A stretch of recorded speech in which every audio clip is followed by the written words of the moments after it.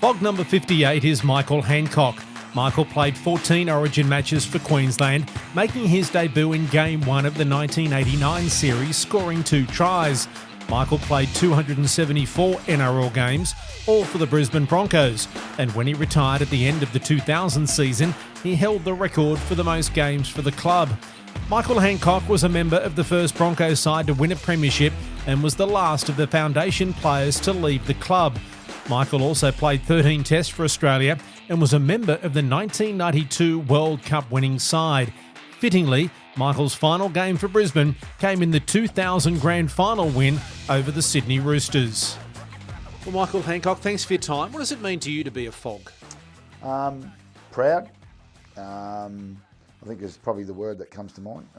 Through, obviously, sacrifices my mum and dad gave me back in the day, which then obviously leads on to getting that opportunity. I mean, I think a lot of people ask me what's the best thing about being a FOG. I think it's the opportunity to have the family name on the back. It's the only chance that we do as a rugby league player to have your name on your jersey. You know what I mean? And I think that's a reward and the sacrifices that our parents made to give us an opportunity. They take us, left, right, and centre to financial sacrifice as well at the same time. So it's just a proud moment then to have your family name on the back of a jersey, I think. So that would be my proudest part of being a FOG, that people know who I am and what it means to be a Queenslander at the same time. Your journey to that stage is in some respects a flip of a lot of FOGs who were born in the country and moved to the city for an opportunity. Yep. You grew up in Brisbane, but are most probably more people sort of think of you as a country boy. Yeah, correct. They? And it's very, I was very close, and I lived on you look at Stanthorpe, and then you get where Billy Moore's from, Wallangarra, which is right on the border. You know what I mean? And then the next little town is Tenterfield. Now, I had a lot of friends in Tenterfield at the same time. Now, when you're 15, 16, you're not thinking about playing Origin. You're just playing football because you love it with your mates. And a couple of my mates across the border had said, can you come down and fill in? We've got a few missing. So I go down, I get there. Anyway, they'd found numbers and they didn't need to play. Well, if I would have played that day, I would have had to play for New South Wales, because where I would have played my first senior game of football. But I would never thought about that in a month of Sundays, you know what I mean? But yeah, and everyone's synonymous with me playing in Toowoomba. I was only 17 at the time, playing the state league against all the bigger teams, and we made the final against Wynnum. We'd beaten Wynnum 2 weeks before, 13-12 at Athletic Oval, fantastic, 9,000 people there. And then the big boys come out to play, and they give us a bit of a whopping in the final. But all those games were televised on Channel 9. Rob Bruff was the commentator, back in the day. Yeah, so just good times to be involved. I mean, you did it because you loved it. I was going to be a Raider originally. Going to go down there, but again, great players that played Origin were down there at the same time. So maybe I would have had the same opportunities. But like you said, you never think you're going to play. All you want to do is keep playing because you like it, you enjoy it. And you just never know, with a bit of hard work and a bit of perseverance, what can happen. So what was it like growing up in Brisbane on the north side of the city?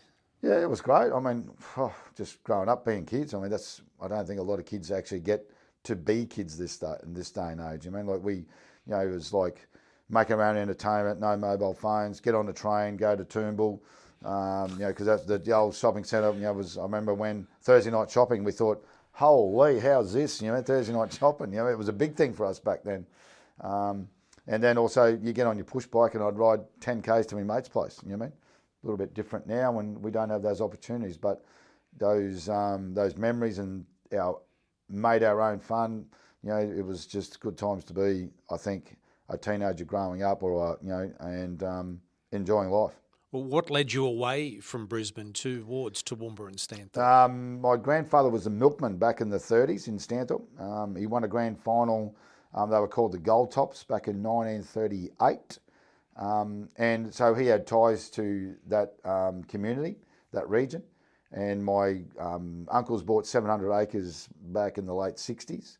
And my grandmother and grandfather owned another block short of, they owned a rectangle. They owned the square in the middle to make up a complete square. And my father and mother bought that house. it was probably the first house in the district. It was over 100 years old. So it was a good time to grow up. No hot water, no flushing toilet, no electricity.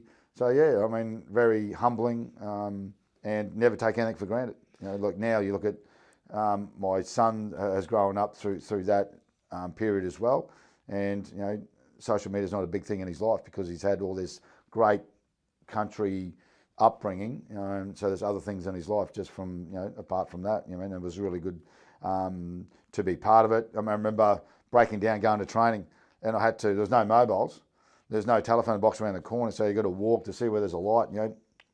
Knock on the door and say, "Listen, look, I've broken down. Do you have a phone? I could ring my father or someone to come pick you up." So yeah, completely different times. So when a lot of the things you've spoken about, you sort of emphasised the word fun and how much you enjoyed it and all that sort of stuff. When did it start getting a little bit more serious for you and the realisation that you potentially could have a good career? Yeah, look, there was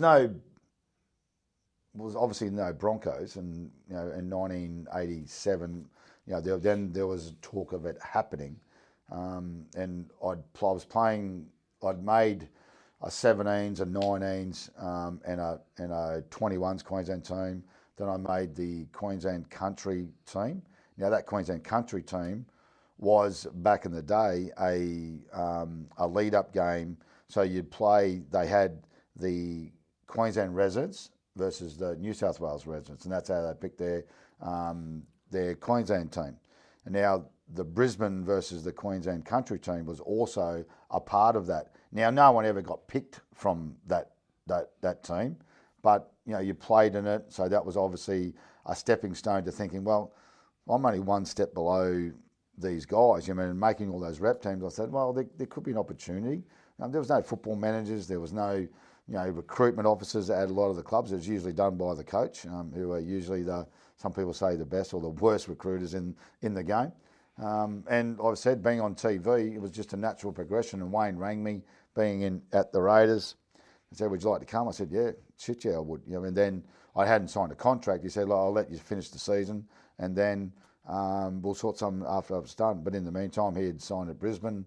And I signed on the dotted line. Big limo pulls up at the front of where I worked, and spare parts, and John Rebo and Porky Morgan jumped out, and my dad was there, and my first coach was there, and signed the first contract for $500, and that was it.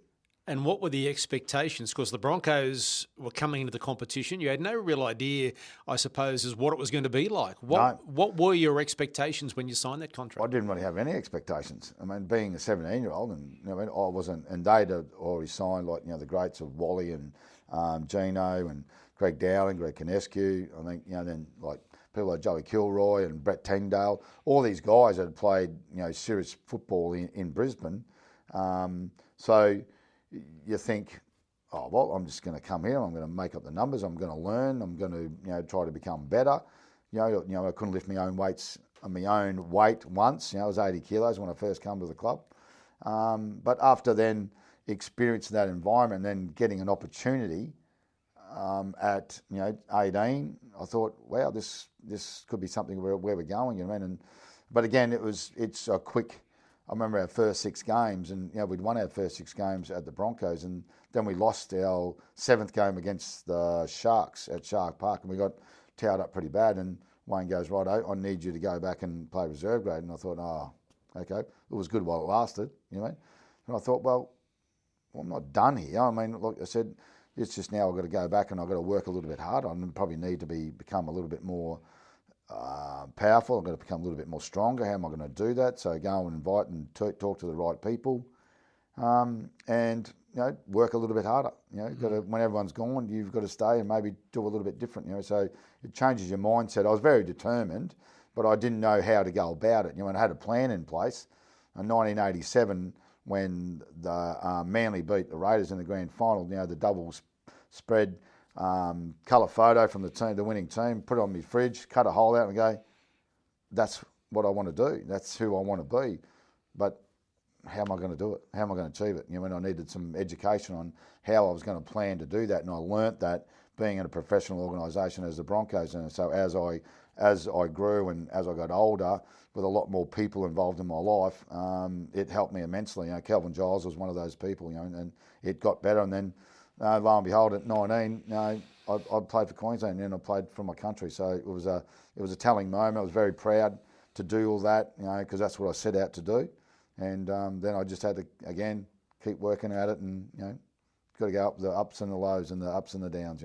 But you were still a kid when you arrived at the Broncos, with no expectations and no realisation of what laid ahead of you. But you were able to play in the first game that the Broncos ever played against Manly at Suncorp Stadium. What was swirling through your head, a young bloke that all of a sudden is going to run out with, such a massive club for its first game? Yeah.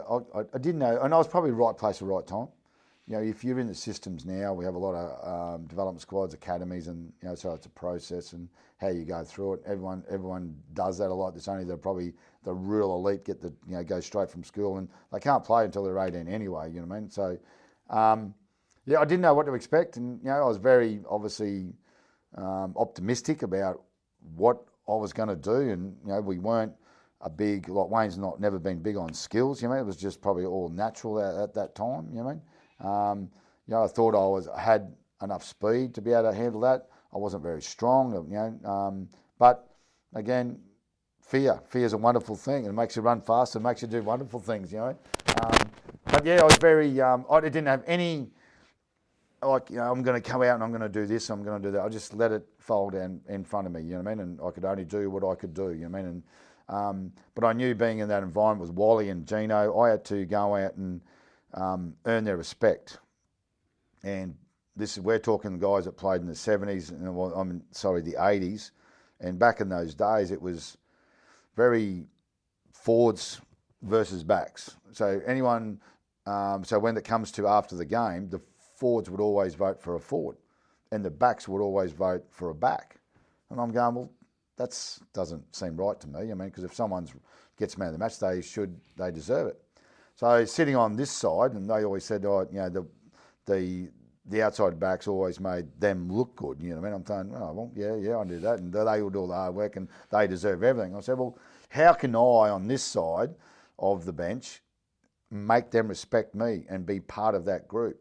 So hence why then the hard work become, right, I'm going to get in there, I'm going to do a lot more work to earn their respect. So I've got to do more work and I've got to do more hit-ups, and my thought process, well, if they're up there because the ball's been kicked down, my job would probably get back to them so they don't have to work as hard. And so all those little processes along the way helped me earn the respect of those players. And then when it got to Origin, the greatest player that played Origin, Wally Lewis, and he could be a little bit temperamental, back in those early days. And so I'm thinking, how am I going to get his respect? I'm going, this is going to be, it's going to be really earned. And then I scored my first try in Origin. You look back through history, all the, especially when he was involved in the teams, everyone on debut or whenever they scored their first try, he was there to pick him up off the ground. I remember Alf when he picked him up, in his arms. And when I scored my first try, he was the first person, to pick me up off the ground. I thought, wow, I think I've earned the respect of one of the greatest players in the world, and that then gave me confidence to continue on the journey. You mentioned before you were 19 years of age. You're playing for Queensland for the first time after a couple of years before being, in country Queensland. How did you cope with the sudden rise or the responsibility of playing at that level? I don't think you really realise it at the time. It is another game, but it is at that next level, and the euphoria around Origin, the amount of people, and it was like, when you're playing at the Broncos, we are playing for a team, and everyone grew up and supporting different teams, whether it's the Broncos, whether it's the Bulldogs, whether it's the Roosters, and we were only a fresh young franchise, and we had a small membership base at that time, probably 17, 18, 19,000 people at the time. And then playing for Queensland, they put all those jumpers aside and then they unite the whole state. And you don't realise until you play Origin how big and what it means to everyone to unite to support one team. It's a bit like playing for Australia. Then you get bigger and you play for Australia, everyone puts all those jumpers aside and the whole country unites. So as the step gets bigger, the pressure gets more about, all these people. I don't want to let not only my family, but this whole state, you know what I mean? And then when you play for Australia, you don't want to let the whole country down, you know what I mean? So the pressure gains, but like you said, and you never knew how big and what it meant to people until you actually, you play Origin, you know what I mean? So it was a daunting moment running out on when the McAuliffe stand, the lights are just beaming straight in your head. The Frank Burke stand, and you're in the dressing room, and everyone's banging on the old wooden floors, and you can hear all this noise, and so I'm getting as nervous as shit, going down. They go, what is going to happen here? And because it's the next step, and I play those guys at club level, but this is another level on top of that, you know what I mean, and what it means. And let's face it, Origin is brutal, you know what I mean. I know the 80s in rugby league and the NRL or New South Wales rugby league was brutal, but when you play Origin, it's a next step again. And so I don't know, I mean, like I said, and there was a lot of fear about who you're playing and what's going to happen. So I was probably a little bit tentative in those initial stages, but Tony Curry was experienced at the time, and he was my centre, so that helped me a lot to calm me down. He said, look, just calm. Just think about what you've got to do. Don't forget about what everyone else is they'll do there. You just do what you do. You mean you're here for a reason. You've been selected through your performances. You deserve to be here, and that gave me a lot of confidence to go out there. And I scored 2 tries in my first game, scored 1 in the second and 1 in the third. You know what I mean? So it was great, and we were one of the first teams to win 3 games in a row. You're also the youngest player at the time to be selected in Origin football. Yeah, I didn't really think about that at the time either, you know what I mean? But look, it was great, you know what I mean? I was chuffed and to be selected, and obviously with hardly any experience whatsoever, you know what I mean? And it's the next stage, and it was, I was again, my parents were probably the most excited people in the world, you know what I mean, for me to play Origin level, because I'd always listen on the radio. We didn't have electricity, we didn't really watch it on TV. It was always on the radio. And I said, Dad, how good would it be to go out there and play this game? It'd be great. And my dad went through a lot of mental health issues. He's a lot of anxiety. So they only come to probably, I think, 1 or 2 of my Origin games. Can you believe? Because he just couldn't handle that pressure. He wasn't playing the game. I felt like he should put the jersey on, because he was a bit like Elf, spewing up all the time and couldn't handle it. You know what I mean? But then I understood that. You know what I mean? And but it was a proud moment, that's for sure. To run out there with that my family name on the back of the jersey. In one of the toughest eras of Origin as well, and they're all tough. Don't get me wrong. But when you look back now at the players you played with in that era, what are your thoughts of being amongst those? Yeah. Look, it's it is what it is. You can't change it, and everyone says who's the greatest players. I mean, I played with some of the eras, and football was hard. Like I said, it was brutal. There was no holding back, and with your teammates that you played with, and then being in that Queensland team, you don't want to let them down, and hence why that battle arena in Origin creates a different beast altogether. I don't know what it is. You really can't. You can say it, you know what I mean? But you don't realise it, and you don't understand unless you're in that zone or in that team at that time. Well, I remember when I was in there, and they said, "Oh, what's it like?" I said, "Well, think about your best 3 things ever in your life." I said, "Well, it's those 3 put together." That's what it was like playing Origin. You know what I mean? So it was exciting times. And you just don't know what's going to happen. I got to play, with great, Wally Lawson. He's in my team. Fatty's in my team. Gino's in my team. You know what I mean? So there were some fantastic players with all this experience. And like I said, I go, oh shit, what am I going to do? How am I going to go about doing this? And I said, well, all you can do is do your best, number one. But again, think about the things that you did at Clubland. Well, now you need to bring that here. You know what I mean? But again, you're part of a team, and you've got a job to do. And my job was to, obviously score tries and get yardage. That was some difficult times, against Blocker and, Spud, and, all that, with, Harrigan and things like that, and Martin Balla and all them, those contests at the time, it was pretty brutal. So scary, but exciting, and, it made you think a little bit more about where you ran and how you did it. Is there any moments in the 14 games you played for Queensland that stand out above others? Look, 94 try was pretty special. The miracle try, to be part of that. Yep, it's synonymous with a lot of people. Doesn't matter what age you are, because it gets played so much. So that was pretty good. I think the Mark Guy, Wally Lewis, coming off the field in that game, I think that was 94 as well. Don't hold me to that. Coming off. I remember Mark Guy the same game. Wiped me out. I was tumbling and bang, he's knocked me out completely down that sideline. But also, look, can't remember the series where we had a lot of injuries. Alf broke his leg. Mel Meninga broke his eye socket. Bob Linder played with a broken leg. I went off with a shoulder injury late in the game as well. And we got to win that game as well. So just those little things that no one wanted to give up. No one wanted to let anyone down.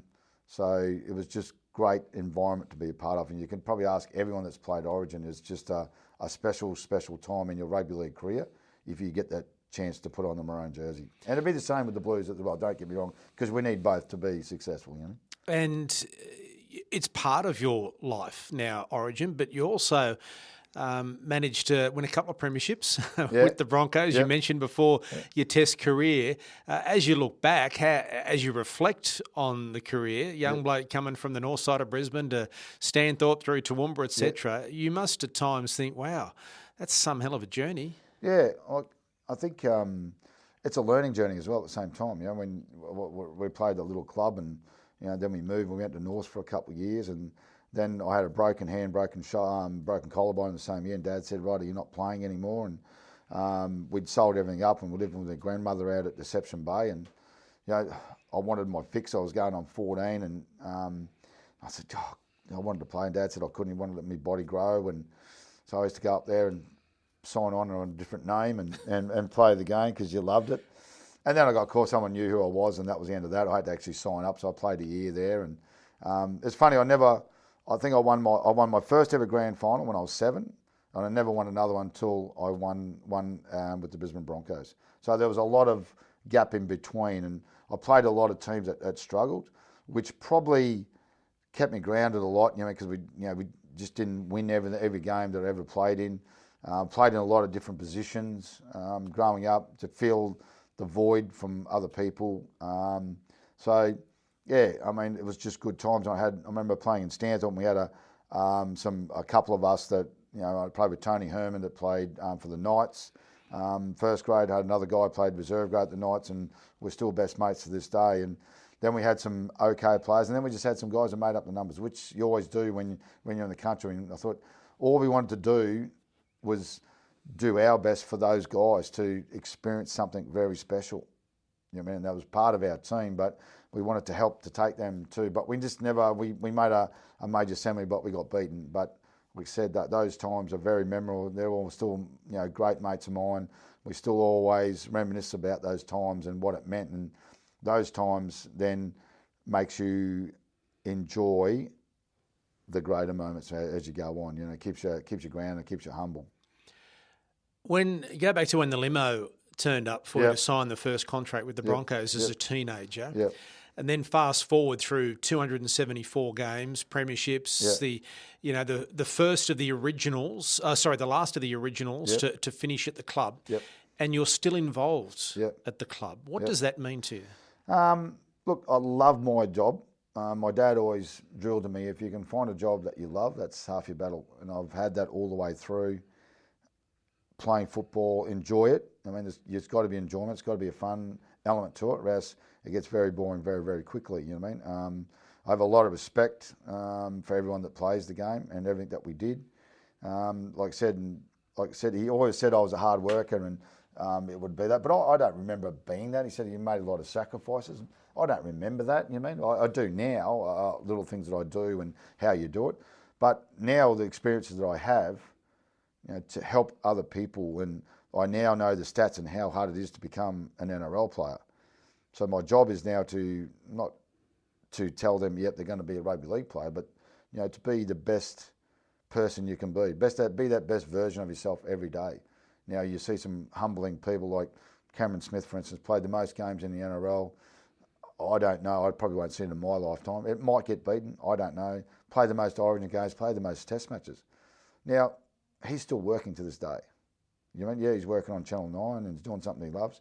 So I'm thinking that I've got to educate these guys about, how difficult and how hard it's going to be to get that opportunity. So when you do get that opportunity, you've got to enjoy every single moment of it because you don't know when it can get taken off you. Terrell Yogi, for instance, just playing for Queensland, Australia, it got taken off him, in one foul swoop, and he still struggles to this day about how it happened, and it happened so young. So enjoy every moment of it. Be humble because it's you can have good times, you can have bad times, and it's one of those things that can come back and get you very quickly. But be the best version of yourself because that's forever.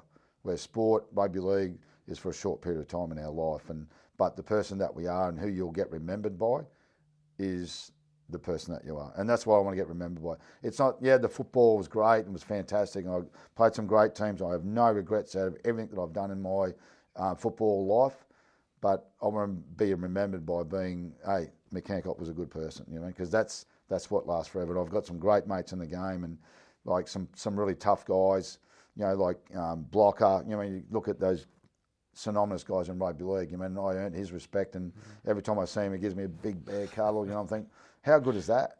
We come from different teams, different states, but we're such good friends, because it does unite us as well as players. Yet we go out there, that's our job. We play it hard, but afterwards we come together because we're friends. Who had the biggest influence on your career? Probably my dad. My dad was that influence to keep me motivated, to keep me humble, keep me grounded, all those.